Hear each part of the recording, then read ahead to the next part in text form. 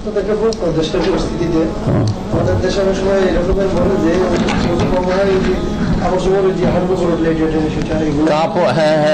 হাঁটুর ওপরে কাপড় উঠলে উযু নষ্ট হয়, এটা ফতোয়া হচ্ছে মূর্খদের ফতোয়া।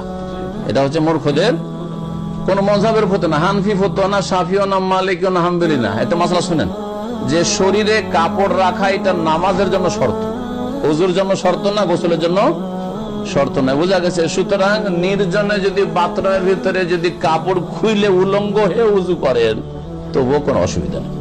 যেমন উলঙ্গ হয়ে গোসল করলে জায়েজ, যদিও ভালো যে কাপড় রাখেন শরীরে, কিন্তু কেউ যদি উলঙ্গ উযু করে গোসল করে জায়েজ, তেমনি উলঙ্গ কেউ যদি উযু করে তাতেও কোনো অসুবিধা না। হাঁটু খোলা তো দূরের কথা।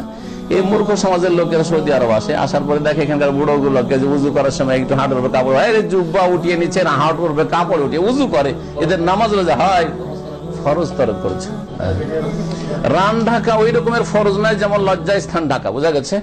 রান ঢাকা অবশ্যই ভালো, ইচ্ছা করে খুলবে না, কিন্তু প্রয়োজনে রান খোলা যেতে পারে না। সব গুনাহগার আমাদের দেশে ফরজ তরক করছে নাকি চাষিরা নেংটি মেরে যে মাঠে ঘাটে কাজ করছে, নেংটি মারা বুঝেন না, নেংটি সেটে বলেন না নেংটি মেরে বলেন?